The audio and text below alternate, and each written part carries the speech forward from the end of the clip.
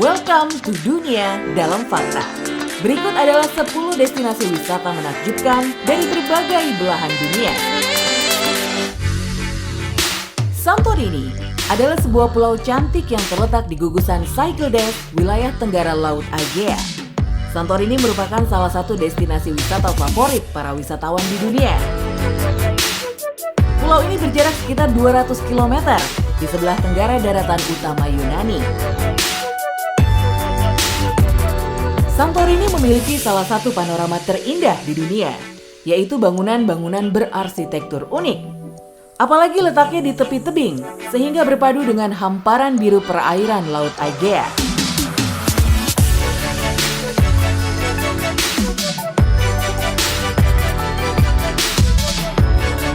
Santorini sebenarnya bukan merupakan sebuah pulau, tetapi kumpulan 6 pulau yang membentuk sebuah lingkaran. Pulau-pulau ini merupakan sisa-sisa kaldera gunung berapi yang pernah meletus sekitar 16 abad sebelum Masehi. Pulau ini memiliki luas wilayah 73 km persegi dan dikenal sebagai industri terbesar wine di dunia. Pada tahun 2015, Santorini dinobatkan sebagai salah satu pulau terindah di dunia. Menikmati matahari terbenam di Santorini adalah salah satu pengalaman yang spektakuler, sehingga Santorini dinobatkan sebagai lokasi terindah menyaksikan sunset di Eropa.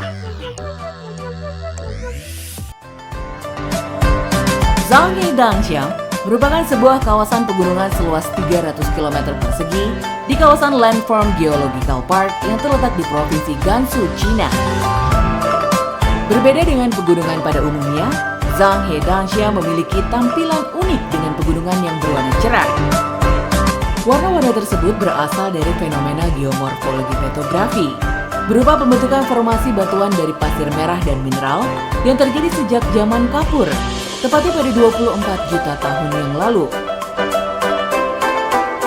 Wujudnya yang berwarna-warni itulah yang menjadikan tempat ini dijuluki The Rainbow Mountains of China, atau pegunungan pelangi dari China.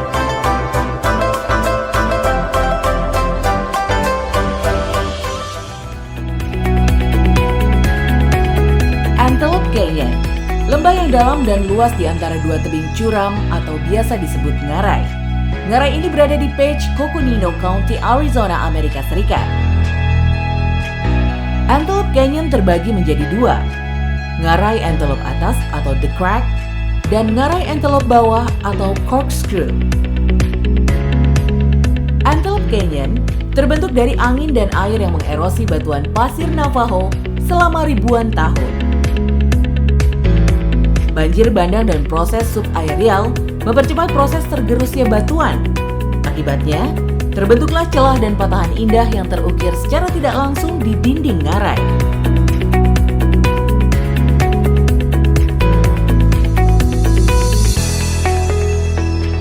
Dinding Antelope Canyon dapat mengubah pantulan cahaya dari sinar matahari menjadi berbagai warna yang indah. Hal inilah yang menjadi salah satu daya tarik wisatawan mancanegara.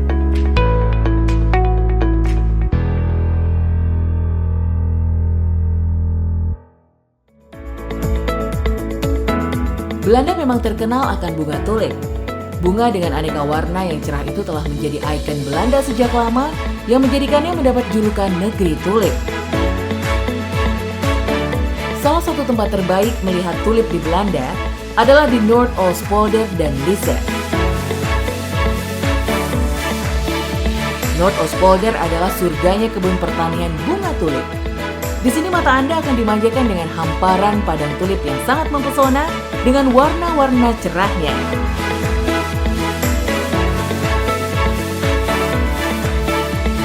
Tentu mekarnya bunga tulip menjadi satu momen yang dinanti-nanti para wisatawan dunia yang akan berkunjung ke negeri Belanda. Lisse menjadi salah satu tempat terbaik untuk menyaksikan keindahan tulip karena kota ini dikelilingi oleh begitu banyak ladang tulip. Sebagian besar bunga itu ditanam untuk dipasarkan secara internasional. Ladang aneka warna yang begitu indah ini pun bisa dengan mudah dikunjungi. Lisse juga memiliki ikatan sejarah yang kental dengan budaya bunga.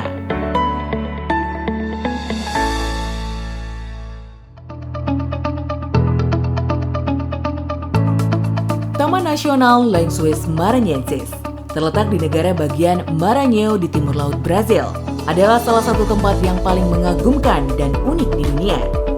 Sepintas Lençóis Maranhenses ini terlihat seperti gurun pada umumnya, namun sebenarnya bukanlah benar-benar gurun. Lençóis Maranhenses telah dibentuk selama ribuan tahun. Pasir dari dasar sungai tersimpan di mulut sungai dan dibawa kembali ke daratan oleh angin dan arus laut. Kolam renang alami di tengah-tengah gurun ini terjadi karena air hujan tidak bisa diserap ke dalam tanah. Batu-batu di bagian bawah lapisan pasir menahan air hujan sampai akhirnya menggenang dan membentuk kolam yang jernih. Waktu terbaik untuk mengunjungi Lençóis Maranhenses kira-kira antara bulan Juli sampai September, ketika matahari cerah dan laguna masih tetap penuh dengan air.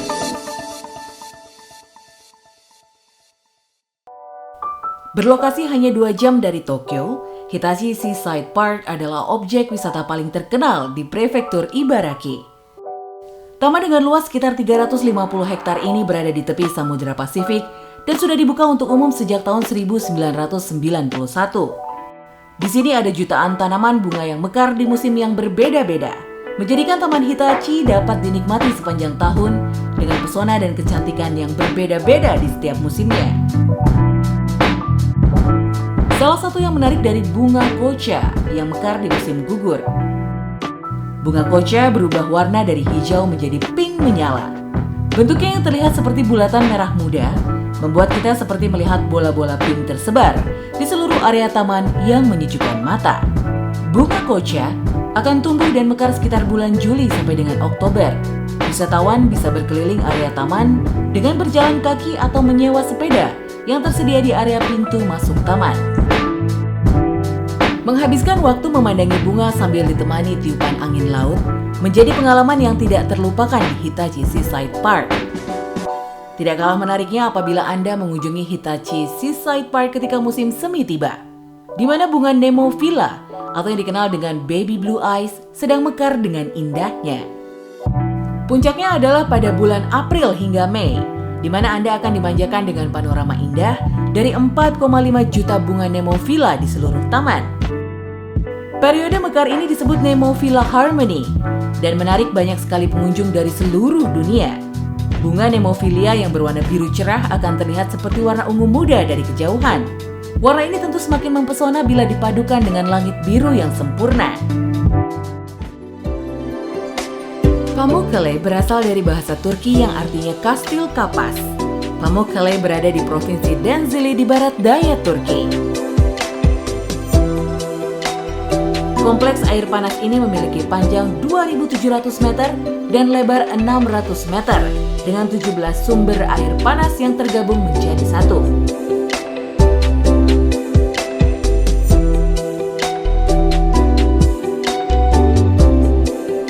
Pamukkale berada di atas tebing dan terdiri dari kolam berundak yang berwarna putih dan sekilas nampak seperti terbuat dari salju. Ternyata hamparan yang berwarna putih seperti kapas ini adalah bebatuan yang terbuat dari kalsium karbonat yang terbentuk melalui fenomena alam. Di masa lampau, Pamukkale menjadi tempat berendam para raja Yunani kuno. Pamukkale kadang disebut sebagai kolam renang Cleopatra. Disebut demikian karena ada kisah Cleopatra Ratu Mesir yang pernah berenang di tempat tersebut. Keberadaannya yang sudah ada sejak masa Romawi membuat Pamukkale ditetapkan sebagai situs warisan dunia UNESCO pada tahun 1988.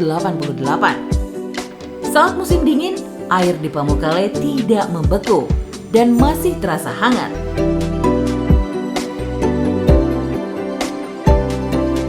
Sementara itu di atas lembah Pamukkale ada reruntuhan kota Romawi kuno yang dibangun sekitar tahun 190 sebelum Masehi bernama Hierapolis. Disebut Hierapolis karena di sana ada kuil tempat memuja dewa Chiron. Di masa lampau adalah hal yang umum untuk membangun kuil dan tempat-tempat suci di sekitar fenomena alam seperti kolam air panas. Dari sebuah kuil, akhirnya tempat ini berkembang menjadi sebuah kota. Di masa itu banyak orang datang ke Hierapolis untuk berendam di air panas. Sayangnya kota ini hancur akibat gempa yang dahsyat yang terjadi di abad ke-1 Masehi. Di sini kita bisa menemukan sisa-sisa reruntuhan bangunan, katedral, kuil, tembok-tembok, pilar, amfiteater, dan kuburan-kuburan tua atau nekropolis yang membentang sepanjang 2 km. Mount Roraima adalah gunung datar terbesar di dunia yang dikelilingi oleh 3 negara berbeda, Venezuela, Brazil, dan Guyana. Yang garis perbatasannya bersilangan di Roraima dengan keempat sisinya berupa tebing setinggi 400 meter. Gunung Roraima, bagian dari Taman Nasional Canaima, Venezuela, memiliki luas sekitar 30.000 km persegi. Tingginya mencapai 2.800 meter dari permukaan laut. Gunung Roraima mulai terkenal pada tahun 1912 ketika Sir Arthur Conan Doyle menulis novel fiksi yang berjudul The Lost World. Di sana, hujan nyaris turun setiap hari, menghanyutkan tanaman-tanaman menjalar yang berada di puncak atap. Alhasil, atap gunung itu menjadi unik karena bersih dari apapun dan datar seperti permukaan meja. Ada banyak penelitian mengenai flora dan fauna aneh yang ada di puncak Gunung Roraima, dan banyak spesies baru dari tumbuhan dan hewan yang ditemukan di puncak Roraima. Erosi di bagian puncak gunung telah menggerus bebatuan, dan ketika hujan menjadi kolam-kolam yang jernih. Dan Gunung Roraima juga sudah ditetapkan dalam daftar situs warisan dunia oleh UNESCO.